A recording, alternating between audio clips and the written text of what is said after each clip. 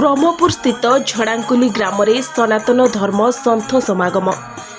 इंग्राजी नूतन वर्ष चलित जनवरी 1 तारिख में ब्रह्मपुर सदर झाड़ंकुली ग्रामर स्वर्गत कुमुदिनी साहू स्मृति दिवस रे परिवार वर्गों द्वारा ग्रामवासी सहयोग एवं मिलित उद्यम आखपाख समस्त मठ मंदिर पीठ आदि बहु सुनामधन्य सन्थ महंत सन्यासी मानकर समागम एवं सत्संग आयोजन होता।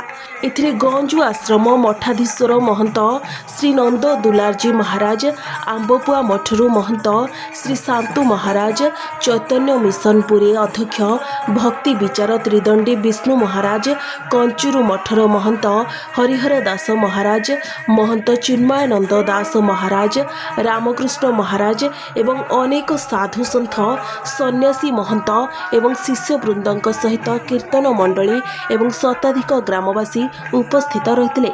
इथिरे जोगी साहू एवं तांको सह गंजाम जिला भागवत टुंगी संगठन मंत्री कार्तिक साहू सहयोग करथिले।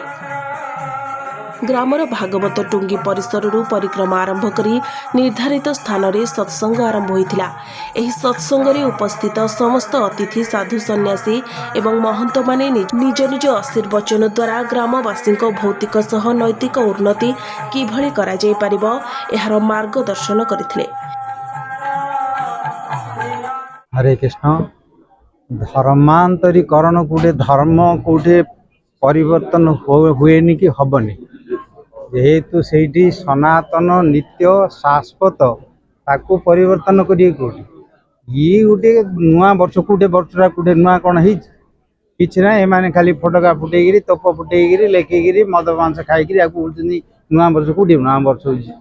आमर जो सूर्यंकर गति ज्योतिष चंद्रंकर गति तिथि वर्तरे तांकर वर्षर संक्रांति संक्रमण होउचंदी सूर्यदेव तांकु नेकी आमर नूतन वर्ष बोलिकी ज्योतिष पांचरे लिखा है। किंतु से नूतन वर्ष रे भगवान को आराधना करवा, तांकु दीप देवा, तांकु पूजा करवा, पितृलोक पूजा करवा इत्यादि से सब व्यवस्था अच्छे ना। ये सब पशु पक्षी मान मारिकी मद पीकि करने गोटे धर्म ना, ये गोटे आचरण ना, तार गोटे उपासना ना कौन अच्छी किसी ना। आमर तो नित्य नवनवायमान सब समय नूतन आत्मा सब समय नित्य नूतन भगवान नूतन समय मध्य नूतन।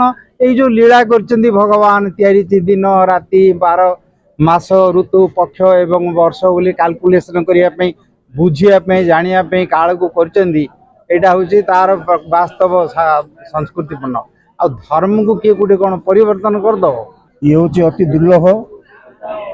कलिजुगर धर्म हूँ साधु सन्त मान द्वारा यदि आम तर मुखार बिंदु भगवत कथा श्रवण करवा ताहले आमर काम क्रोध मोह मद मात्सर्य आम शरीर जो तैयारी ताहिरू निवृत्ति होकर हरिगुरु वैष्णव मानकर चरणार बिंदरे आश्रय नहीं आम मन को जो निवेश करवा हरिभजन करवा ताहले आमर जीवन सार्थक हम।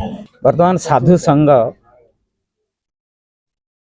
माने एकाठी हेबा एवं बहुत दुर्लभर कथा। जमती सबु नद नदी आसी समुद्र मिशंती सर्वदेव नमस्कार केश प्रति गच्छति। तेणु समस्त साधु सन्त एकाठी हेबे एवं जुगानु पीढ़ी जो आगक आसबे से जमती भगवत प्रेमी हेबे, नाम प्रेमी हेबे, नाम आ भागवत प्रचार प्रसार हेबे से शिक्षा एवं समस्तंकर आबिलता अनाबिल हृदय प्रेम ममतारे बांधी हेबे एवं समस्त समाज को कल्याणकारी जमती आग को बढ़ाई नेबे से उद्देश्य एवं जे कि जाइछंती कुमुदिनी तांकरी आत्मार सद्गति पाई एवं परिवार समस्त ग्रामर मंगल विधान करने साधु सन्त समागम होइछ। ब्रह्मपुररू रजनीकांत पाणिग्राही रिपोर्ट, प्रभात न्यूज।